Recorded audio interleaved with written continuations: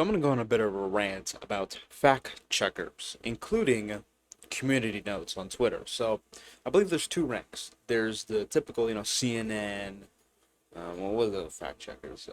Whatever the websites are, I forgot what they are, but those are the mainstream fact checkers. And then there's the community notes on Twitter. These are two different tiers. So the worst tier is this typical, CNN fact checking scheme, whatever the hell these media sources are. They're terrible. More often than not, they're wrong. More often than not, they're biased. Now, I can't specifically talk too much about the subjects that they're usually wrong about, but stuff like that, stuff to do with ballots,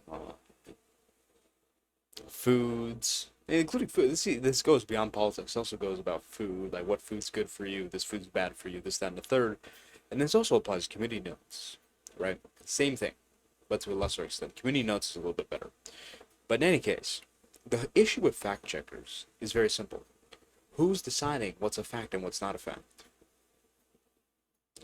Granted, community notes don't censor anything, because what a lot of these social media companies have done is, well, if this goes against fact checking, right, and if it's considered dangerous, then we're going to delete the post, and we're going to give you a community strike, and then we're going to ban you if you get enough community strikes, or who knows, maybe you get banned for one post, right? This is what's happened to me, because I talked about, the stuff you put over your face, right? I had to make a video about that. I got fact checked, and my video got strike down. So, the question really is, who decides what's a fact? The government? The government? Really? The government decides? Or, oh, the CDC, the health organizations, blah, blah, blah. The same companies like, well, you can buy a pack of cigarettes, but you can't get a gallon of raw milk. No. No raw milk for you. But you can get cigarettes. I mean, yeah, you can get cigarettes. Can you get alcohol? Sure, you can get alcohol, but no raw milk. No, absolutely no milk straight from cows. No, bad. Or, well, you should stop eating meat. Meat is so bad for you. Blah, blah. But we just approved some lab-grown meat. We're going to give you some lab-grown meat, and if you say anything bad about it, you're going to get fact-checked. And if you say meat is better than lab-grown meat, we're going to fact-check you and say, well, there's actually no evidence supporting that. In fact, there's evidence showing that meat, blah, blah, blah, all this nerd stuff.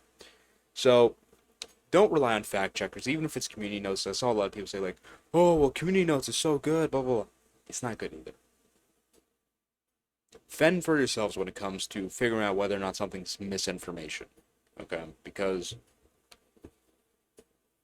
these fact checkers are wrong more often than they're right, unless it's something really obvious. You need to learn. You need to understand that these people actually don't really care much about you. Again, I mean, the health things are so obvious. They ban raw milk, but you're allowed to smoke cigarettes. Clearly, there's an incongruence here. There's no way raw milk is worse than smoking a cigarette. And this goes for other things that are banned, but you get the point.